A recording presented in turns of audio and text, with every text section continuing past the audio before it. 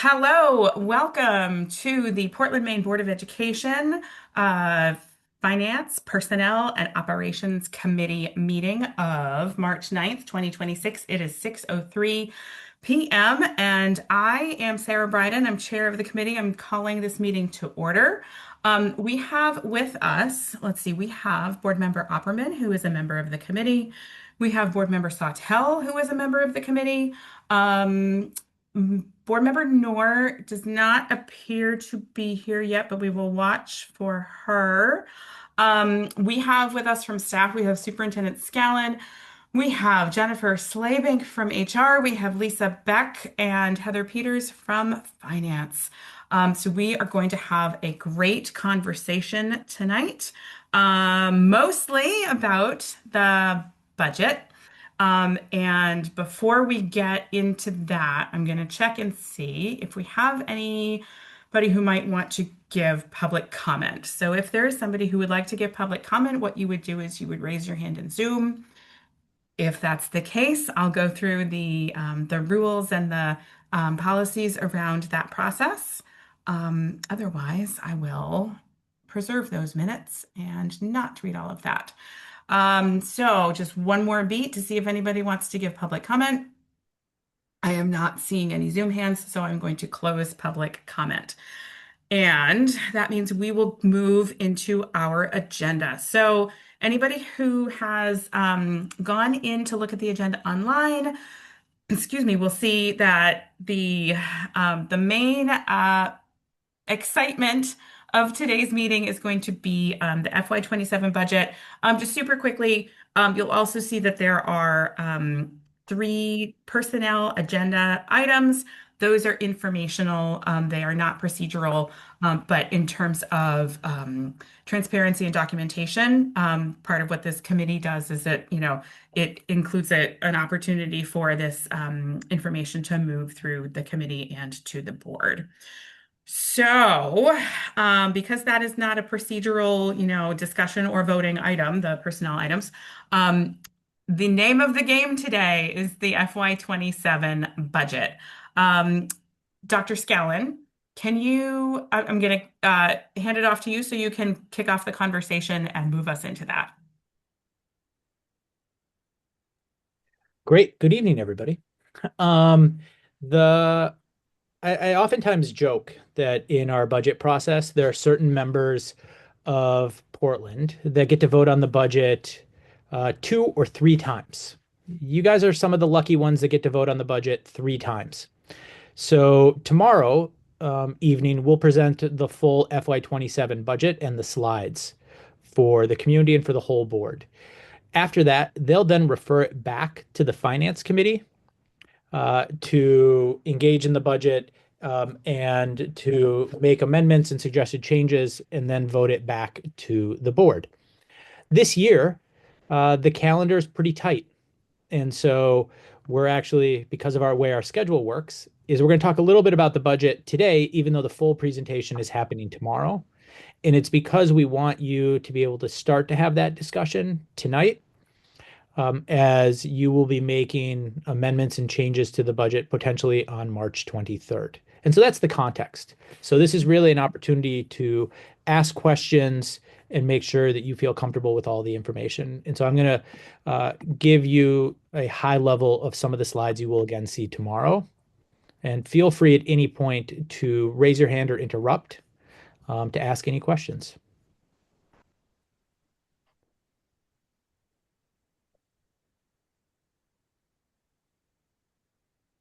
Great, there we go. So the proposed budget that you'll see tomorrow is aligned to the strategic plan and support its outcomes for all students. A couple of highlights. First, the overall budget is $179.9 million. That's the total budget, not just the local budget, but that is the whole budget. As you know, since 2025, we've been doing a full budget as well as the local budget to share with you all the information. The strategic plan in the first 2 years has resulted in improved outcomes for all students and subgroups in math and English. And so we're really excited that this budget is in alignment to that and to continue that work. The proposed budget aims to address the challenges of declining enrollment a decrease in state funding and investments aligned to the strategic plan. And the proposed budget would raise the school portion of property taxes by 7.3% or 46 cents per $1,000 of assessed value. For a median homeowner, this would result in an increase of approximately $261 per year. So now let's dive into some of the components.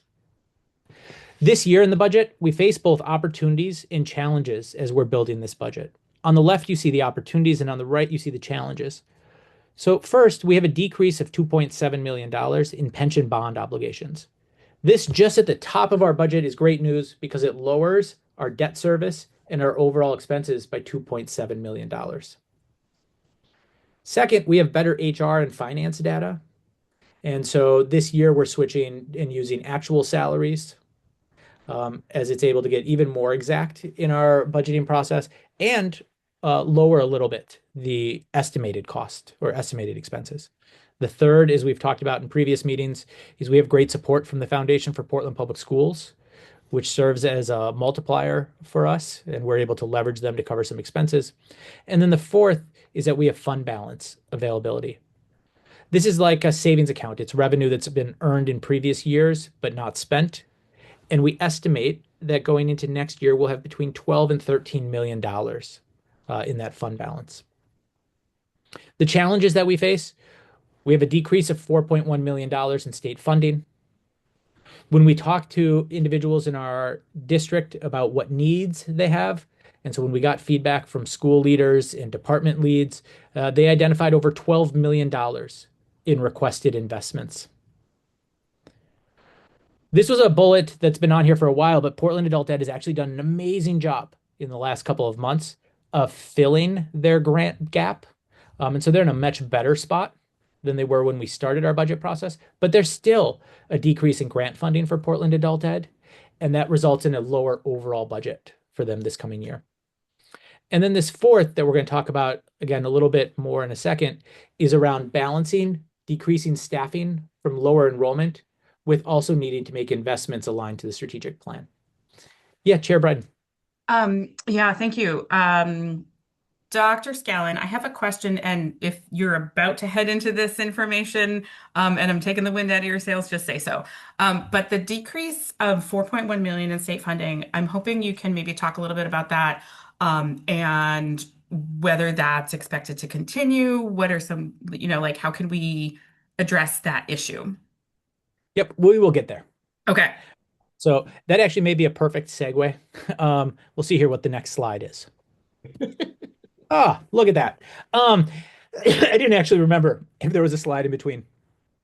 So this is a reminder for members of this committee that the state funding formula is complex, and there's two sides to it.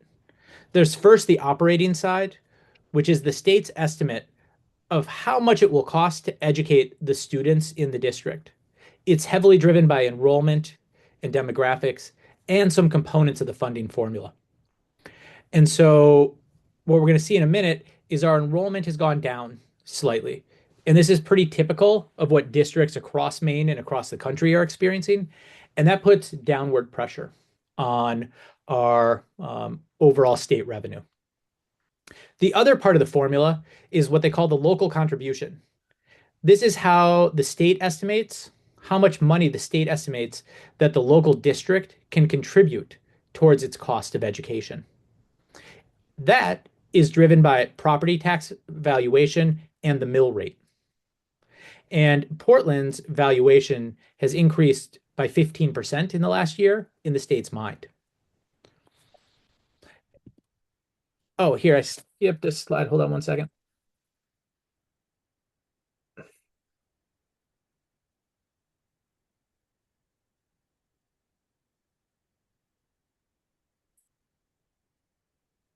And so when it comes to the state funding formula, we find ourselves in a space where we have what I call three strikes against us.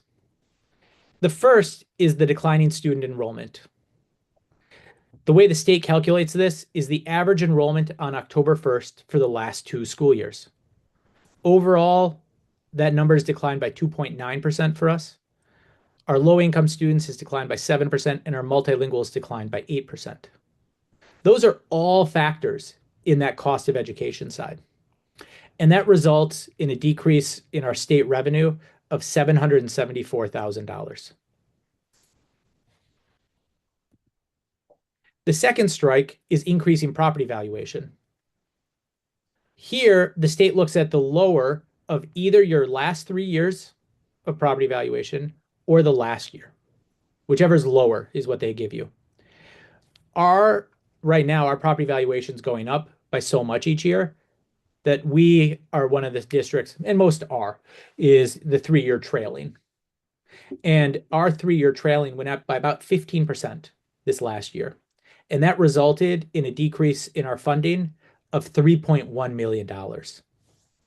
Significant there. And again, remember, that's the state saying not that it's $3 million less to educate, but that you on the local side can afford $3 million more. And then the third is that we're not a minimum receiver, or as I call it, a minimum contributor. The EPS funding formula guarantees districts either 5% of the state calculated overall expenses or the special education, whichever is lower. As a result, they may contribute less than Portland does overall. So remember that formula that says that the state will cover 55% of costs and local would be 45. That's for the overall state. We actually contribute 84% and receive 16% from the state. And so sometimes minimum receivers, which are usually high wealth districts, they will actually end up contributing even less than we do. So those are the three strikes against us. And we see that playing out in this year's state revenue, where we saw a drop of $4 million. There's a little bit of hope, and this is what you were talking to, which is that the state legislature is looking at potentially adjusting the state funding formula. This would not come into play this fiscal year, but if it passed, would be in place for fiscal year 28. So for the school year 27-28. If I go back to this slide, the changes that they're talking about right now is first that they're talking about adjusting how they calculate the operating allocation, or that cost of education. They're talking about doing two main things here. One is about adjusting how they calculate how much it costs you to hire a teacher. And so they're adjusting what they call the regional adjustment, which would benefit Portland, as we have a higher cost of living, higher salaries than other areas. And so it would potentially increase and become closer to what the actual cost is for us to educate. It wouldn't get all the way there, but it'd be closer. The second is that they're talking about changing the multiplier or adding a weight to the count of low-income students that you have. Research shows that there's a compounding factor when you group together a large number of low-income students, that the cost to educate goes up pretty significantly. And in Portland, where 52% of our students are identified as low income, this could significantly benefit us if that weight increases, so that the state is identifying that it costs more to educate low-income students. The other side that's potentially positive is on this local contribution. Right now, that is 100% determined by property valuation. And what they're talking about doing is adding in a factor that considers the socioeconomic low income status of your students. It serves as sort of like a moderator of it. And so it recognizes that property valuation is not the only judgment of a community's ability to pay, but also about the income status of those who live in the community. And so that again would help us. This process is still very early on. I went and testified or provided public comment today to the Education Committee around this work, but I'm optimistic that we'll see some directional change. It won't get us to where we're receiving 55%, but it may change from 84 to 80% that we're contributing. And so that could mean $4 million for us. So it could be significant. Yeah, Chair Biden. Thank you for that summary. And I just want to confirm that I have the information correct and the community has the correct information. If folks would like to advocate for this change in Augusta, it would be a matter of getting in touch with their elected officials, their state senators and state reps, and asking them to support LD 2226, correct? That's correct. Okay, thank you so much. Thank Board you. Member Sawtelle, go ahead. I see Fatuma is on the attendees list. Thank you so much for calling that out. Can we move her over? Wonderful. Chair Bryden, Yes. what was that LD number? 2226. 2226, LD 2226. Okay, Yep. thank you. Great. And there we go. Fatuma's joining us on the other side. Wonderful. So the other piece that I just want us to keep in mind as we're going forward with this is we have to keep two things in our head simultaneously. It's how do we address decreasing enrollment and pressures that places on our overall budget and our staffing. The other piece that we have to hold in our mind is how do we strategically invest to continue to improve outcomes for students? Those are both things that we have to consider as we go forward in this process. And so with that, I'm going to talk about first that second bullet about where the budget is making strategic investments aligned to the strategic plan. And then we'll talk about some of the reductions based on the declining enrollment. So what you'll see, and in the backup slides, there's more detail. But you see that there are a number of investments that are aligned, and they should sound familiar because they are things that we've talked about in the past with our strategic plan. So we're proposing the addition of a cabinet level leadership position to really leverage partnerships and programming for students, especially those that have been historically underserved. So this individual will work with Make It Happen and our universities and Spring Ahead. And this is a position similar to the foundation, where I think that the way that they leverage partnerships will easily pay for itself multiple times over. This year, we piloted early literacy ed technicians in our kindergarten classrooms at our Title I schools. It's had great success so far. It shows up in both our school climate data and our reading data for those youngest learners. And we're proposing to expand it to first grade at 3 schools. Third, our high quality instructional materials. We know that the first thing research says matters for student outcomes is high quality teacher. The second is around access to high quality instructional materials. And so this year we've been piloting math curriculum, and next year we're proposing to launch new curriculum at the middle and high school and deepening our implementation at the elementary level. The district's a leader in Wabanaki studies, and we're interested in being that for local Black history curriculum as well. And so this would establish a 0.5 staff member to help lead that work, and then non-personnel would be supported by the foundation.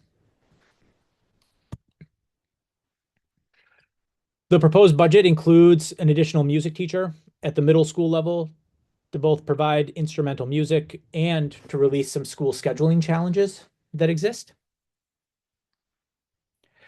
We included this next one because it's a significant dollar amount and an investment of time, and it should be fully reimbursed by the state, which is the expansion of pre-K programming to deliver early intervention services to 4-year-olds. Following the board's resolution in December, the budget includes a civil rights officer and an equity audit. This year we have $45,000 in leader development, and we're proposing to expand that to $75,000. I truly believe that our school leaders are the most important leaders in our district and in our city, and we need to support their development. And so this money would support cohorts of leaders attending nationally recognized trainings to build their muscle and to build a common vocabulary around leadership practices. And then the last one is the less like glamorous one, but one that's truly needed, which is around effective operational and financial systems. And so this includes the 5% increase in school supplies, a facilities assessment to ensure strong facilities management, and continued work with Barry Dunn and Maine PERS around the pension reconciliation. So those are the investments that you see in the budget. There's also some pieces that are increases that are less about the strategic plan, but are necessary. So one, our contracts all have for tuition reimbursement, and our staff is engaging in it more than we budgeted for this year. And so we need to up the increase for next year to make sure that we're fully covering that. ESOL credentialing. We did some work this year to expand that. And so there's $20,000 to continue that work. There were 2 social studies teachers that were added after the budget process last year. And we just need to maintain those positions. And so we're just being transparent that they were added after the budget because of staffing needs. And so it's just maintaining it. And then there's 4 bus assistants that are needed to address out of district transportation routes for students who attend non-PPS schools, but may have an IEP. There are also reductions that we have. And so central staff from fiscal year 24 to fiscal year 26 has declined by 7.8%. This year's budget maintains it flat. You'll see reductions, but because of other increases that we just talked about, it remains flat. School-based staff in that same time frame has increased by 2.4%. And with this proposed budget, you will see a small decline or reduction in our overall school staffing. And so I'll just make a note that while there is a decline this coming year, enrollment has decreased over the last 9 years by 6.7%, and staffing hasn't. And so there's a little bit of trying to balance here. So in terms of the reductions, I'm going to walk through them. There's a reduction of an IT position, an enrollment specialist, an HR analyst, a half a family and community specialist, 2 bus drivers. Everybody always says, wait, didn't you just say 4 bus drivers? 4 bus assistants before, 2 bus drivers here. The 0.5 TV3 manager. So these positions are all currently vacant. And so we're proposing to not continue them in the budget and not to maintain them. With schools, the way we approached the positions is we first looked at what positions were vacant, and we had conversations with departments and with school leaders to understand if that position needed to be filled or if it didn't. With the logic being that if they're already vacant, it's a good starting spot to consider. And so there's 3 ed techs at the high school level that are currently vacant that people agreed we could reduce. There's a reading specialist position at a middle school that could be reduced, a multilingual ed tech at the elementary school, and then 2 sped ed techs at the elementary school level. So these are things that are all currently vacant. The other positions, I just want to acknowledge, right? Anytime we talk about a reduction in staff, it's not to say that the folks aren't adding value or aren't important members of the community, but the really difficult trade-offs that we're in when it comes here and addressing just declining enrollment over the last several years. And so these positions currently do have a staff member in them. We do believe that we could adjust positions so that individuals don't lose jobs, but maybe at a different school or in a slightly different role the next year. We don't know exactly where those will be, but based on our typical turnover, retirements, et cetera, we do believe that we'll be able to make that adjustment. And so those reductions are 4.5 teachers at the high school level, a dedicated sub at the high school level, a half a guidance counselor or school counselor, excuse me, and then a social worker. Chair Bryden. Thank you so much. So 2 things that I want to spend a couple moments on. Just wanted to confirm my understanding, make sure that I understood correctly. This list that we're looking at would not, based on vacancies and reallocation of some folks, you're not suggesting that this would mean that anybody would lose their job. Is that correct? Yeah, I think that last piece, the reallocation, Yeah. right? Being really transparent. Hmm. There may be somebody who loves being let's use the last one on here, a Yep. social worker at the high school level. And that's Yep. the level they want to be at. Yep. And it may be that there's an opening next year at a middle school. Okay. Yep. And so Makes sense. I don't want to give a false sense Sure. Yep. that it's a one for one, but I do believe that everybody Hmm. will be offered a seat. Okay. Okay. No, that helps a lot. But the other thing that I wanted to spend a few moments on is, you were talking about how the top of the list is positions that are currently vacant, and you've talked with various teams, and the general consensus has been yes, these are vacant and don't necessarily need to be filled. The two line items that just sort of raise my eyebrows, and if you can maybe spend a little bit more time just expanding a little bit, the special education ed techs and the reading specialist at middle school, just based on I know there's been a lot of conversation about being able to hire special education staff versus contracted services. And like, being able to, use district staff as often as possible. That feels just, I had a reaction to seeing that on the list. And then all of the discussions that we've been having, Board Member Opperman in the Curriculum and Student Success committee talking about middle schoolers and how we need to serve them better. Just the reading specialist line item, if you could go into a little bit more detail about why you're feeling like leaving that vacant is okay. Yeah. So let's talk about the first one.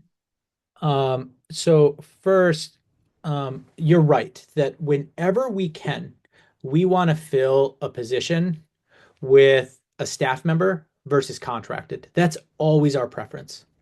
And in some lines, such as special education ed tech, school psychologist, there's simply not enough candidates to actually fill with our own staff, and we're forced to contract. And so when we were making the decision around the reduction, for example, of the three sped ed techs at the high school level, this was not a decision about whether to contract or to hire our own. The reality is that we have many more vacancies than what's listed here, right? So these aren't the three special education ed techs at the high school level that are vacant. There's more. This was really a question of based on your student enrollment that's anticipated next year. And in special education, it's oftentimes very particular about an individual student or a specific program.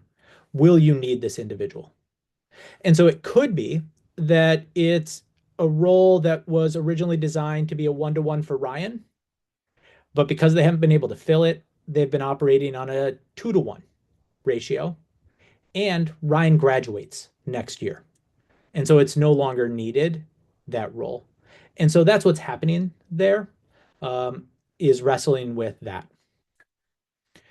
The example of the reading specialist, right? I think this is one that we all wrestle with. And it really came down to a question of if we have it in the budget, will we effectively use it next year? And particularly when we think about the other resources that are available at the school, right? So there are other individuals at the school that provide reading intervention support. And so it's not like this individual not being there won't happen, right? Kids will either get push in or pull out support by a special education teacher, by an ESOL teacher, or even in some cases by their English teacher. And so that was really the question. And so I think that when we get to the space where we're talking about middle school models next year, we may say, look, we want to bring back this type of reading specialist position, but right now in our model, there isn't the same, I don't want to say need, but the ability to leverage that. Mhm. Okay. Thank you for that additional context. Yep. So this year, the budget is challenging. We've also said that every year I've been here. And when I go back and watch old videos of budget conversations. We said it back then too.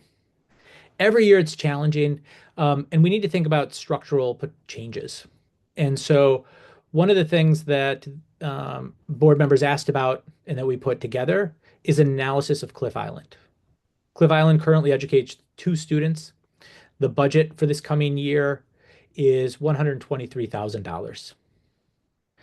I have that note around transportation costs because right now, Peaks Island has educators go over to Cliff to support around specials like music, gym, and sometimes the principal travels over there as well. And so right now, those transportation costs show up on Peaks Island budget, but there is significant transportation costs. If Cliff Island, the board were to recommend that Cliff Island close, those transportation costs would shift from being staff to likely being student. And so they're probably a wash.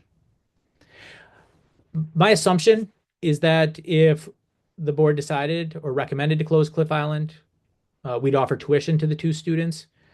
Our tuition to surrounding island schools right now is approximately $30,000 each for each individual student.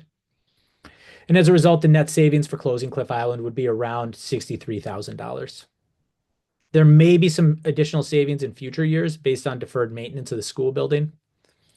But because this is a significant change, the idea of closing a school, we didn't include it in the budget book, but would look to board for guidance on that decision. Board Member Swintel, go ahead. Oh, sorry. No, go ahead. Yeah. Tuition to surrounding islands, are we talking like islands that belong to other towns? Is that what you mean? Yeah. So we have tuition agreements in some cases. And so the example would be if the board went forward with this and the board gave us permission to talk to the families and they wanted to go to Shabik or to another school, that's what we estimate it would cost. It wouldn't, it would be more practical for them to do that than to just go to Peaks? I don't know. Oh, Board Member Opperman, it looks like you have something to add. Yes. Yeah. I can explain a little bit about that. The travel and roughness of the travel in some weather from Cliff to Peaks and back is it's a long travel.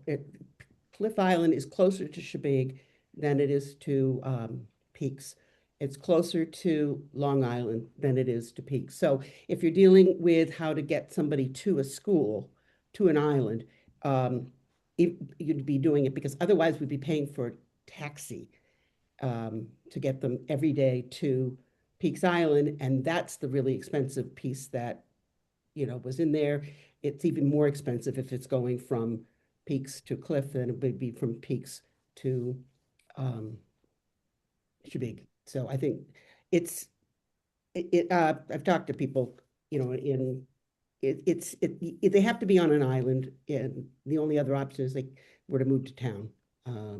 And there sometimes when there's been a student who's been in middle school, the other child might go with them and travel in because middle school students do take a transportation into the city. So it's tough. Yeah, it's a cute little school. I do recommend anybody go out there and see it, but and they're really nice people. Dr. Scanlon, just as a quick follow-up, this might be getting a little in the weeds, but having listened to some of the testimony and public comment in the public hearing for LD 2226 earlier today, I was hearing some of the per pupil expenditures, and none of them seemed to get anywhere close to $30,000. So I'm a little curious why the tuition would be $30,000 per student. Is that just specific to the what it would cost to send somebody to Shabik? Yeah, Heather, I don't want to put you on the spot, but you sort of helped me with that $30,000 number. Can you share just sort of where that came from?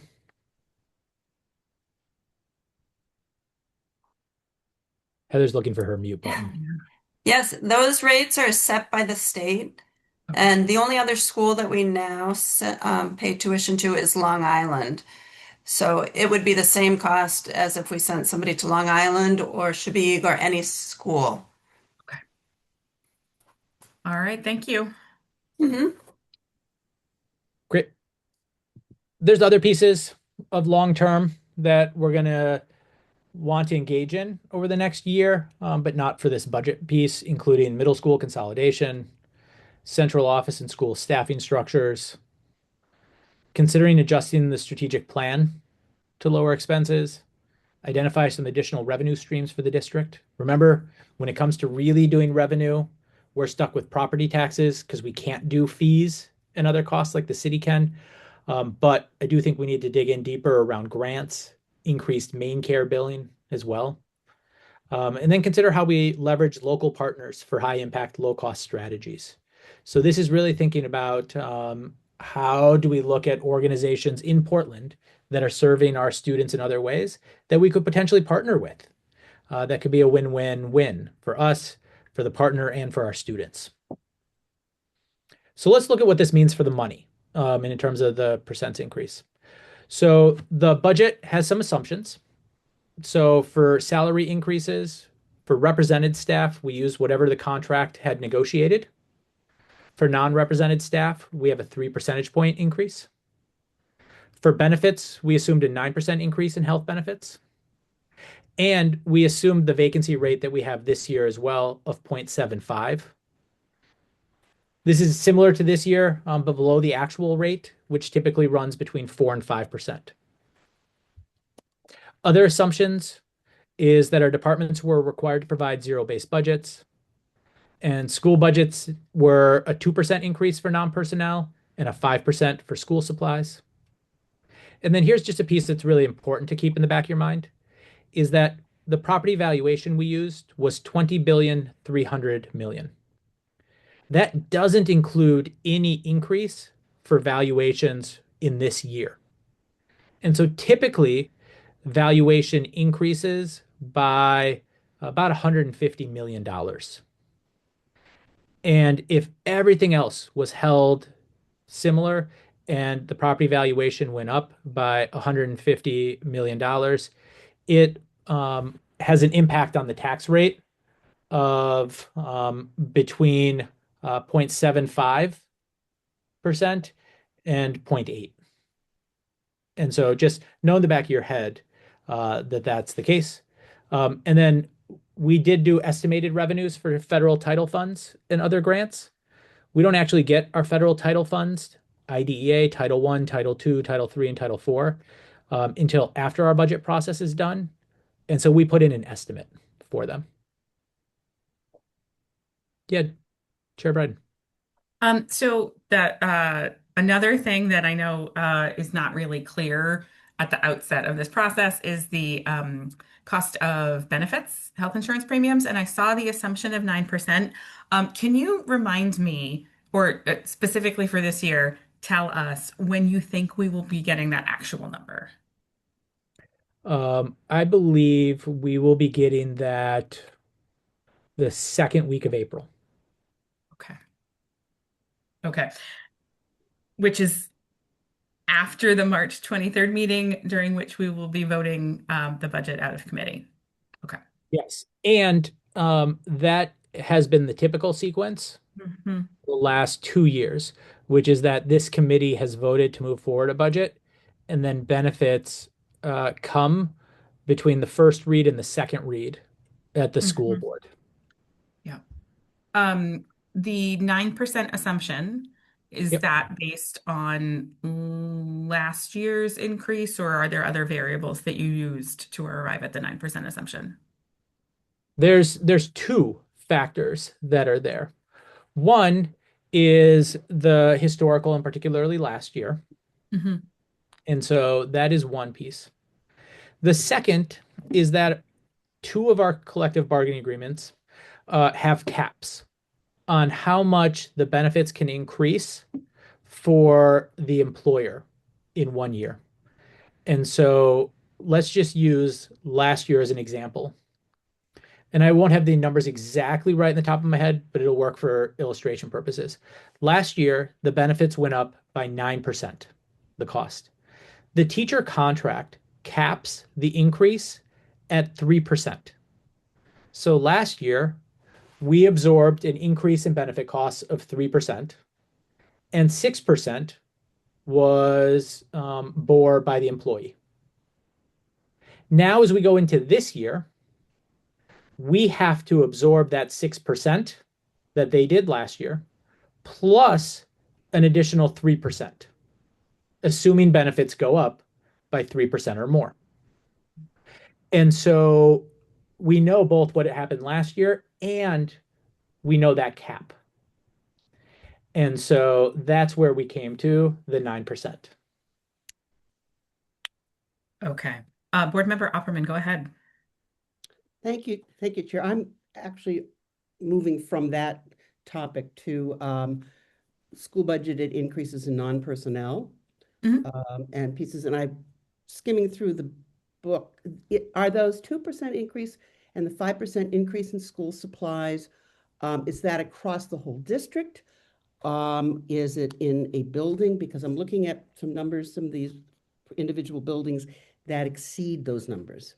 And I just wondered why. Yeah, so when it comes to the overall 2% increase on non-personnel, those are generally for each individual school. There are some factors there that will show up in non-personnel where we budgeted actual or different estimates. And so as an example of that, utility costs. Utility costs were budgeted at a different percent than 2%. The 2% was sort of on their discretionary items.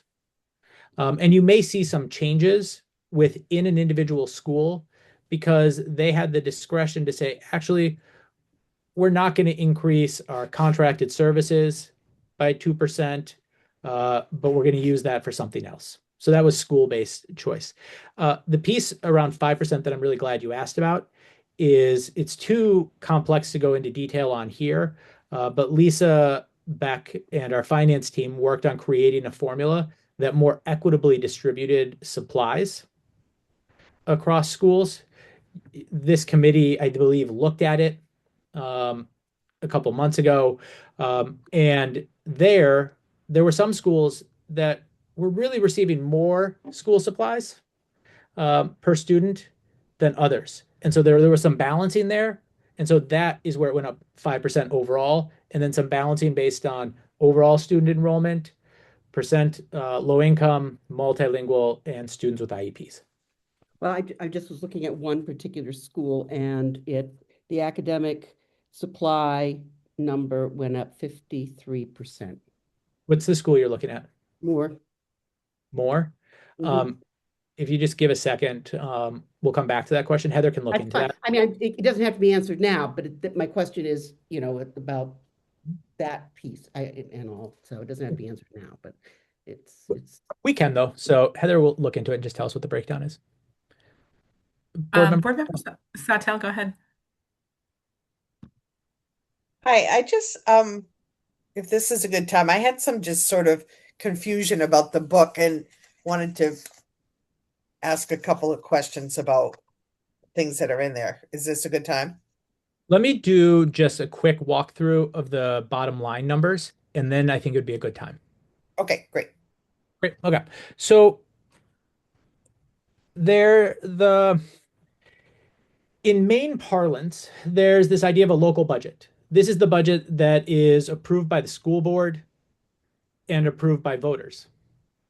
And it is primarily our total budget minus federal funds and minus reimbursement for early childhood special education services. Those services previously provided by CDS. When you look at our local budget, the local budget is scheduled right now to go up by only 2.8%. This is really very good. This is below inflation and below what our collective bargaining agreements call for in terms of salary increases. If you then dig in, you get what is called our overall budget. This is the one we present in totality. It shows an increase of 4.7%. Okay. So the difference between the 2.8 and the 4.7 is a small decrease in federal grants and a significant increase in reimbursement for early childhood services as we take on 4-year-olds next year. And so if we looked at that bottom line number, that $8 million increase in the local budget is going to be $4 million. And again, that difference is the $4 million in state funding for early childhood and the decrease in federal funding and some grants. And so when we then break down, if that's the revenue on the expense side, you again see that it's a balanced budget with a 4.7% overall increase. Our salary is 80%, salary and benefits is 80% of the budget. Contracted services is 9.2. And it's worth, as we dig into contracted, that we talk a little bit about that, because sometimes that people think that that's just consultants. It's not at all. It includes some liability insurance. It includes costs for utilities in some cases. And so we do not spend 9.2% of our budget on outside contractors. 4.2% of the budget overall is supplies. You can see that 20% increase in academic supplies. And then 6.5% of the budget goes to miscellaneous, capital, and debt service. And then if you want to think about how did we get from this year that we're in right now to next year, here are the big drivers. So inflation and salaries increased our budget by $5.6 million. Debt service, and that coming off of the pension bond, lowered it by 2.6. Early childhood, fully reimbursed by the state, raised it by 4.1 million. Strategic investments that we talked about, another 2.8 million. Staff reductions based on declining enrollment, 1.6 million. And that got us to where we're at in this proposed budget of $179.9 million. And so with that, I think it's worth me taking down the slides and taking questions. And where we can, we'll answer them. And where we can't, we'll make note and follow up. Maybe Go ahead, Board Member Opperman. if you want to go back to that one where you pointed out the supplies and the academic supplies. Yeah, Okay. here. That 4.2% is Yep. of the budget, but so is the 5% increase or there's a 5% of budget? No, Yes. it was a 5% increase. That was a request from this committee. At one point, we talked about doing 2 or 3%, and the committee suggested going higher. Oh, absolutely. I mean, that was one of the big concerns Yeah. we had when people Yep. were, so I will just get off that for a minute. No, I think it's on it because I think it's an area where the more we can put into supplies at the school level, the better. Absolutely. And I do want to call out, we increased school supplies, but where we could, we reduced in other areas. And so that's why you're not seeing a 5% there. It's less than 5 because we reduced in other areas, and that's all up. Thank you for that context. Yeah.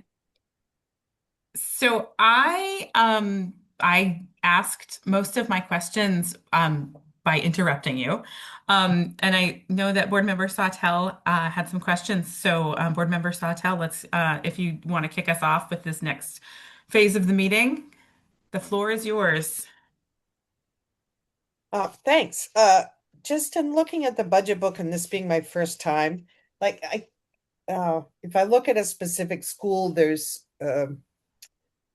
category of contracted services, and I think I understand what most of them are because I've asked other questions about that in the past, but ops and comm, what's that? Heather, do you want to jump in here? Yes, I do. So I'm just going to read down. What you see is a collapse number of a number of things. So ops and comm, custodial supplies, all the utilities are under there. So that's a large number, and you'll see a larger increase there because of inflation and beyond. Electricity has gone much higher, natural gas. Okay, cool. And then in the book, each department has a number listed for full-time equivalent staff. The number for transportation is really high, like 50 or something. I have the book. I could look it up. So I'm assuming that includes the drivers, Yes, it but does. like the number for special ed, for instance, doesn't include teachers, right? No. So it has to do with their cost center, or their location, and where they're billed to. So there's a very small number of teachers that sit centrally. For the most part, they are either at one school or split among multiple. When you think about transportation, just as an example, that includes 21 bus drivers, just about 8 van drivers. It includes 9 bus assistants. And so that's what drives up that number. Food service is very similar. And then another department that people often ask about, because of the overall number, is student support services, special education. And so things to know or keep in mind with that is that related services like speech, physical therapists, occupational therapists are all centrally budgeted. And so I may have this number slightly off, but if I'm doing it by memory, speech therapists, there's 15 in the department. There's 11 occupational therapists. There's 3 physical therapists. And so oftentimes people think, oh, there's 5 psychologists. There's 4 board certified behavior analysts, right? So there's like all these positions that support across schools, but sit on the central budget.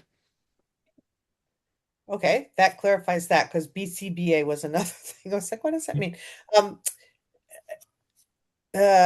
Is because we're getting a lot of emails about a full-time librarian at Deering High School, and we don't need to debate that, but is that decision building based? Does the building administration make the decision about where they assign? Okay. I mean, the answer is yes, and I don't want to give the implied thought that they have unlimited resources.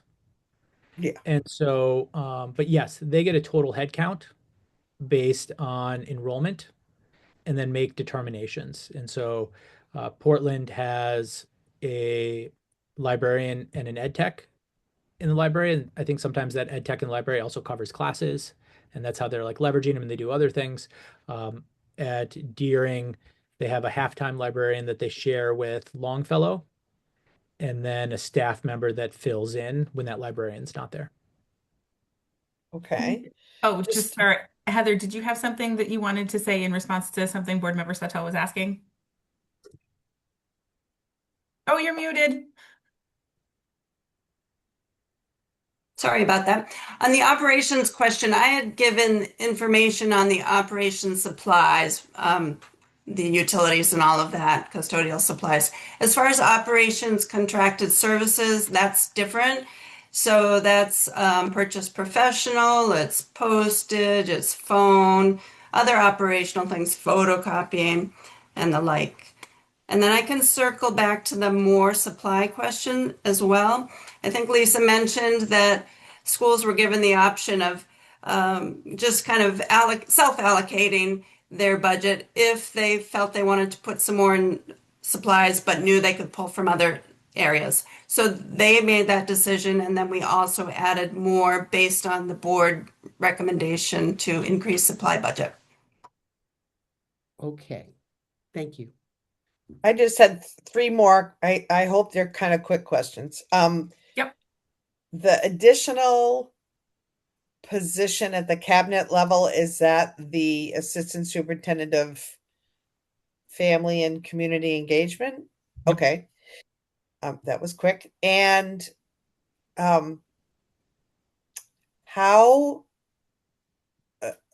I don't expect to be successful, but how inappropriate would it be for me to question the facilities assessment the cost of that being borne by the school department instead of the city? Like, Uh, is that way out there? so, I mean, here's what I'll say. Um, I think the board has the right to question anything and everything. And uh, the district's been working with the city to reach an MOU where we can clearly define who has responsibility and who bears cost. Uh, Historically, that cost has sat on the district side, and we're having a very slow progress on the MOU and defining any change. And so I don't think the city will openly agree to take on that cost. Um, and as you see in our current capital improvement discussion with the city, um, there's debate around whether or not we need to make all the investments in our facilities that we need to. And so uh, I think it's all right to question it. I don't think it will change. Yeah. And I think we need it because we need to be able to answer this question about what are the needs of the facility and to have a clear facilities plan um, to go forward. Yeah, I mean, yes, I think we need it. And it's all my tax dollars anyway, whether it comes from the city or from us, but it would be nice to share that cost. Very last question, I promise. The Barry Dunn contract, are we like in some sort of contract where we have to keep going with that? I'm just the reason I ask is because the state is moving so slowly. Is that something we could say we'll let the state catch up for a year and not continue with Barry Dunn? Or is do we just to get it done and then the state will do what the state does? And then I'm done. I'm gonna shut my mic off. No, I mean, I think it's a really interesting question. I think that we could choose either of those approaches. I would worry about the capacity we've built on Barry Dunn's side to understand this work and to do it. And if we started over in a year, we'd probably have new people and a new team. And so there'd be that learning curve that we went through already. Uh, when you say the state, Maine PERS has been really slow on their side of the reconciling. And so my hope is that we get to a spot where we're done with our side and we're able to stop, and then they work through it over the year or two after that. But I would just be worried that we'd pay for a lot of startup costs again if we stopped and then restarted. Board Member Opperman, go ahead. Thank you, Chair. Bringing up the librarian at the high school, I met with librarians, four or five of them in the district, talking about at all levels, where there are half librarians in, a librarian is between one middle school and the next middle school, and so that really there's no real library science going on to speak of in those buildings. So what I'm hearing is, I mean, that is a teaching position, so that if push came to shove, an administrator could say, this is something that we need, with the okay from you and all. I just want to make sure it's clear that if we don't put it in the budget as a librarian, added librarian, or half a librarian, that doesn't mean it couldn't happen, because I mean, we didn't add it to the budget. It could be a shuffle that a school did themselves. Is that accurate, or am I way out in left field? Um, I think that's probably a little bit rosy colored on the glasses. Um, and so, similar to you, I had the opportunity to meet with our librarians and I get to see them on a day-to-day basis. They're an impressive group, right? And I would say it's about a lot of groups. I would say it's about all of our groups. If we could invest more in them, we should. They're phenomenal. At the middle school level, what you would end up seeing if they increase their librarian is that they would have to decrease their core content teachers, which would require doing some other adjustments, such as adjusting their sort of teaming structure or their planning period structure. Mhm. And so it's possible, but I would not say it would be a simple adjustment. And so I don't want all the librarians to go back and say to their principal that you can do this. There'd be other trade-offs and factors. Um, could they come up with it? Yes. I just think it'd be more complex.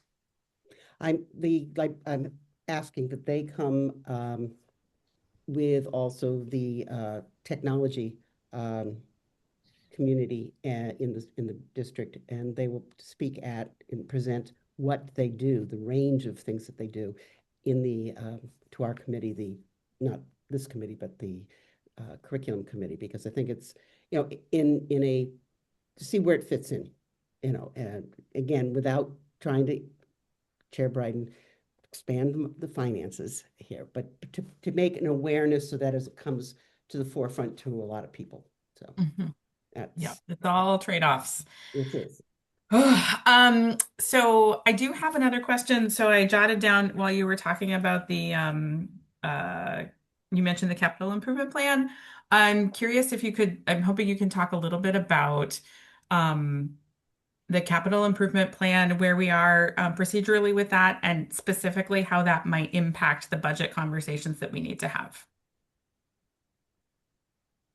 Can you go a little further in your question? And Sure, I sure. know I know what Yeah. the RFP process is because we did launch that RFP process this year. Yeah, so I think where I'm hoping we can spend a few moments is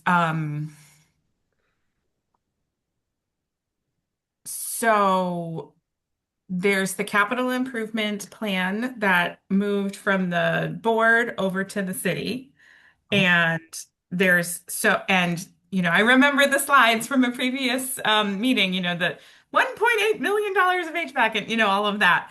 And so I think I'm thinking about it in a few different ways. A, making sure that this committee and the community um, has a understanding that the $1.8 million item does not mean $1.8 million in the budget. It's an amount that we're asking to borrow, and then the budget impact would be the borrowing costs. And then the procedural part of it that I'm hoping to spend a few moments on is in terms of moving that over to the city and where that is, and what potential paths might happen next, and what those would mean for our budget process. Yes. Thank you for clarifying that. Mhm. So in terms of budget process, there's not a significant impact on the budget for this coming year. Because of the timing of how debt service works in the city, it is likely that the only debt service payment that would be needed on that bond and request for funding would just be an interest payment. And so, and it wouldn't be significant. And so it'd be like $60,000, I think it was. I'm looking for Heather to like nod um, for the total amount, right? Is that what it'd be for an increase? So it's not That's significant. correct. Yeah. So it's not significant. In terms of just a little overall and where we're at in this process and what it means. So every year, we ask the finance committee and then our board to approve a list of projects that we're going to do in our buildings. Usually these are big costs, and costs that will benefit the city and the building over a long period of time. And so we choose to bond them. We then pay debt service on them, similar to how a homeowner may take a mortgage out on their house and then make a mortgage payment each month. It's similar to that. And so I don't remember the exact number off the top of my head, but the overall proposed capital improvement was around $5.8 million. And the annual debt service, once you get into years 2 and on, is between $400,000 and $500,000. And so that's how it gets spread out. The there's some legal questions about how the process should work in the future and about whether we should take our capital improvement request directly to the city council or whether it should go through the city manager. So that's something we're exploring just in terms of what the city charter actually dictates. But either way, this year, city staff, when they reviewed all of the requests for city departments and then the school district, which reminder is not a city department, is a standalone entity. Our overall request was reduced by city staff from the $5.8 million to $3.5 million. It reduced the HVAC project at Lincoln, a HVAC project at Portland High School, and a replacement of some drainage pipes at Paths. We went and spoke to the finance committee of the city, and they moved forward the capital improvement plan to the whole city council on, they'll have their first read on March 16th. And in the process of moving it forward, City Councilor Grant offered an amendment that moved forward as well, which would be to restore the full funding that we requested. And so you have all lived in this space, and so it's good progress and it's far from done. And so right now, what's going to the full city council is their overall capital plan and the initial proposal plus an amendment to add us back to the 5.8. Their first read will be on March 16th, and then their vote, I believe, is on on April 13th. And so would encourage community members to engage in that process. One of the questions that comes up is if you're talking about middle school consolidation and the overall need at Lincoln, why would you do this work? And there's sort of like three things in terms of went into our decision on this. The first is that's not a done decision by the board. And so asking for this funding ensures that the board has the ability to make that decision, knowing that renovations can happen on the building. The second is that if we decided to not move forward with the Lincoln building, the way that the CIP is written, we could use that debt service for HVAC for other HVAC projects in the district, of which we have many. The third reason for that is that it's possible that we may want to use that building for other uses as well. So the city's finance committee passed a resolution setting their goals for the year. And one of the things they want is for us to explore them using our central office for a family shelter. And second, using our adult ed building for a warming shelter. They're sort of ideal locations for the city. And if that was to happen, we need to find alternative locations for central office, for adult ed. We need locations for early childhood. And so it may be that we say, look, we want to maintain this building, even if it makes sense academically to move to move to 2 middle schools. And so those were the factors that played into this. And so I think this is nothing but really good proactive planning and ensuring that we have the resources that we need to support students. Sure. Thank you.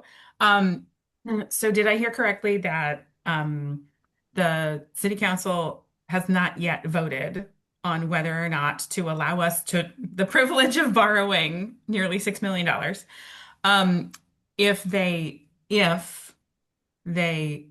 do not vote the $5.8 million through, does that then mean that we would not have access to the borrowing activity that would allow us to do those projects? Or would we have to have conversations about how to move that work forward in other ways? So it's like any good answer. It's complex.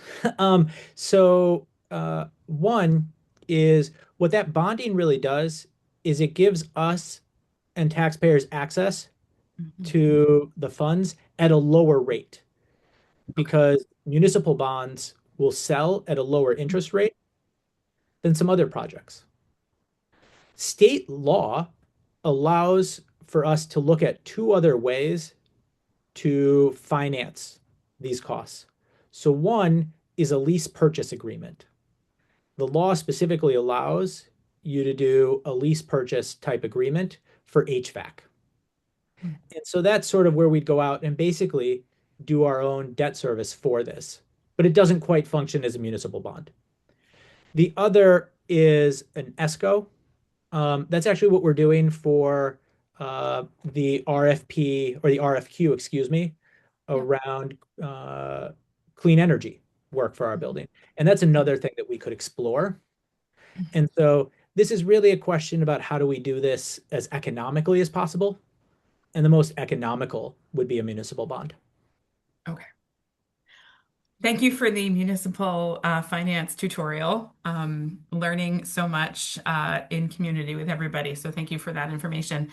I am noticing that it is 7:15, and recognizing that some folks do have a 7:30 meeting to go to as well, and want to also leave time for remaining questions if folks have those. Can I just say one additional piece? Yes, of That course. I think board member Sawtell's question or series of questions around the changes and how the numbers changed, and Dr. Opperman's question, I think is a really important way to engage in the budget book. So there's changes that happen from year to year that don't necessarily jump out on the page or explain. So for example, you may look at Moore's supplies and say, wait, why are they going up by 50%? And that's the right question to ask, and provide it to staff so that they can then dig in and give the details. Another example is because we switched from average salaries to actual salaries, we did that to again give a better and clearer picture of where the funds in the district go. And for example, are we having more senior staff at one school than another? We can now see that in terms of overall salary costs. But what it means is that if you look at salaries from this year's proposed budget to last year's, you will see differences. And it's not an indication of fewer staff in some cases, but just an indication of using a new way of calculating salaries. And then the third piece, just to acknowledge, is that our comparison is always to the FY26 budget. And as we've talked about, things sometimes adjust throughout the year, but to give that comparison, we always do it to the budget. And so you'll see a little bit of difference there. So just encourage folks, as you know, both for the committee, school board members overall, and the community to engage that way in the book. Thank you for that. Any other questions, comments?